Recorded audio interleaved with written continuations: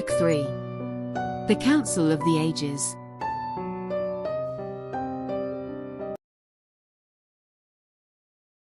Chapter 5. Part 2. The current building was a construction that had the typical architecture of Bordalania, a building with large windows and a huge dome. In the central part of the dome there was a glass from where you could see the blue sky. The building was oriented so that the window of the main nave had a complete panoramic view of the waterfall of creation. The library had been prepared to receive the members of the council. The shelves of the nave had disappeared to place two huge semicircular tables and then a series of chairs. Between the two tables was a small table and a huge board with a large map of a region that Arian didn't know. The young woman took a seat at the main table where all the kings summoned to the council were seated. Although her position was the most lateral within the table, it was an honor to be seated there.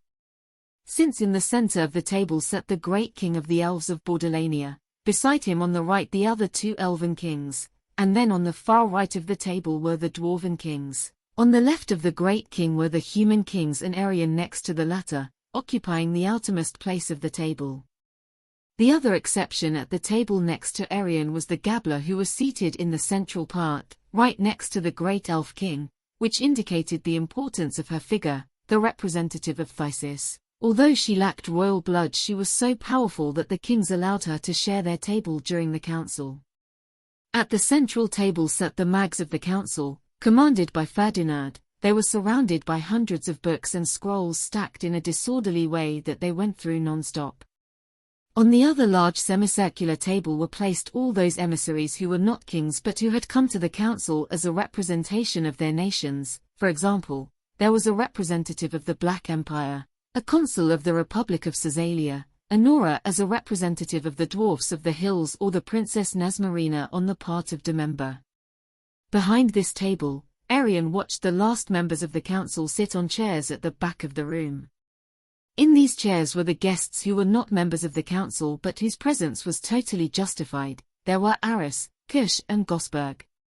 But Tanya and Vanus, the orcs, Critters, or Sabu were not invited, and so few were eager to come. They began with the usual formalities. The Grand Chamberlain began to list the titles of all the monarchs summoned at the council.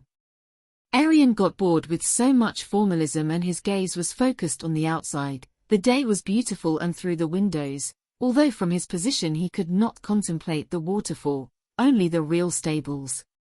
He was surprised to see that next to a huge mountain of excrement were two individuals carrying the excrement inside a cart using only their hands. Arian smiled as he saw that the two individuals were Agnorak and the elf. Surely it was the punishment they had to serve after the fight during yesterday's dinner. The half-orc seemed to wear it better than the elf. Arian was so attentive to the couple that she was completely distracted by what was happening inside the library, so when the chamberlain named the great priestess of the god Elaban, Arian didn't realize they were referring to her. They had to tap him on the shoulder to get him to focus again. The high priestess stood up a little, blushing from the gaff, and bowed slightly to everyone present. Meanwhile outside, the punished continued to load the excrement in the cart, since it was a fertilizer highly appreciated by the peasants who supplied food to the royal palace. Agnorak was happy, healed of his wounds and enjoyed the outdoors. For Paulana it was a great dishonor that an elf knight had to pick up excrement with her hands. Although the punishment was simple for the time being, they had to fill 3 wagons with excrement and then they could return to their rooms. Although Prince Enrich surely had a greater punishment prepared for her, she was full of rage. All because of you, filthy orc. Paulana threw a piece of excrement at Agnorak's head, who received the blow stoically.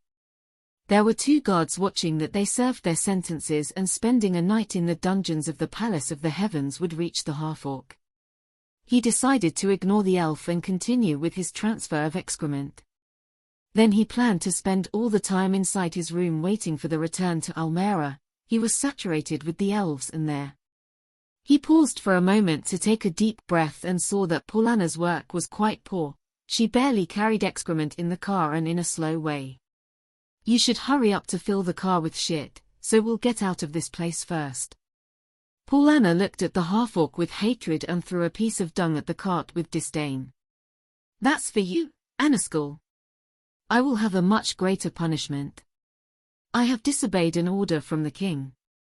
The half-orc wanted to end the punishment as soon as possible. He took a large piece of excrement to hurry, but the piece fell apart in his hands. The half-orc stained his entire uniform with dung and only had this garment. It would smell like shit for weeks. He got a little angry. "Not having started the fight, idiot." Agnorak snapped at the elf. Paulana flared up again at the half-orc's words and threw a piece of excrement at the wagon in a violent manner. "Next time it will go to you, man. To disobey your king's order again, I don't see that you are very intelligent. Look. I was already a warrior when your grandparents' grandparents only crawled." "Well, wow. You don't notice much experience, you look like a rookie," joked the half-orc. Paulana sighed. What she lacked, now she had to put up with the disrespect of a simple monstrosity. He stopped carrying shit to face Agnorak. "You're an Anaskel. You would deserve to die just for the fact of stepping on this earth. We have been invited. I am as unhappy to be here as you are, Darbakars." In the course of the argument the two gradually approached until they almost came to blows again. However, the fight did not escalate as they both saw how some elven knights approached their position. The entourage was led by Prince Inrich, who was very smiling. Paulana squared herself since he was her superior. The prince and the knights who accompanied him seemed to enjoy the moment. They had been waiting for this for a long time. "Paulana, you have again disobeyed an order of mine." The elf tried to keep her composure, but she wasn't going to stay silent. "They are a Nazgul, my lord. They do not deserve to be here. I hate them too, just as much or more than you do. I would kill this Nazgul right here. But orders are orders. And they were direct from the great king. It's the last time you disappoint me, Paulana. My lord. Gather your things. You will immediately depart for the Mines of Shadows." Although Paulana knew full well that it was the fate that awaited her. It was what Inrich had been looking for since his return, but it did not cease to cause him great sadness because he was expected. "The Mines of Shadows?" she exclaimed, annoyed. Agnorak did not know it, but the Shadow Mines were mines located to the east of the kingdom. Inside they had been fighting against the Stufos for centuries. Few elves wanted to fight in the mines, but the underground war continued for two main reasons. The minerals that were extracted were essential to the kingdom, and as a matter of pride, the king did not want to suffer a defeat by the Stufos in Bordalania itself and be on the same level as the dwarfs of the hills or the dark elves. Paulana had already heard news of Ziranaka's recent victory, so the situation inside the mines must have been too delicate to send the great king's favorite. But despite the recent victory, going to the mines was certain death. Whoever was destined for the Mines of the Shadows did not return. The war in the mines was also useful to the great king to control his subjects, since in that place he could effectively get rid of those elements opposed to his rule or send the fallen in disgrace inside the court to be forgotten forever. Few foreigners had knowledge of what was really happening in the mines. It was a closely guarded secret so as not to show a sign of weakness to the rest of the kingdoms. But the half-orc, seeing Paulana's terrified reaction to the prince's order, imagined that the mines must be a very murky fate. Strangely, he had compassion for Paulana. "Can I make a proposal?" The elves were surprised at Agnorak's words. The king's son looked down on Agnorak. Paulana became much angrier. What she lacked, now the orc gloated over his misfortune. "Tell me." Inrich was strangely dialoguing with Agnorak despite the contempt he had for him. "I have a punishment far worse than the shadow mines for your knight." The elf prince looked intrigued at Agnorak, who made his proposal. "Order her to be my squire for 30 years. The idea left them all surprised. Paulana was in shock just like the prince, who at first did not seem to understand the half-orc's proposal.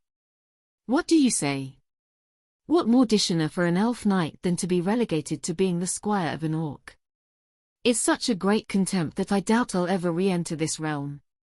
Prince Inrich began to find the idea funny. He had already assigned the rest of the members of the table to the mines first thing in the morning. But deep down he was afraid of Pollyanna. She was a brave warrior and had already survived certain death many times. If anyone could survive the mines, it was her.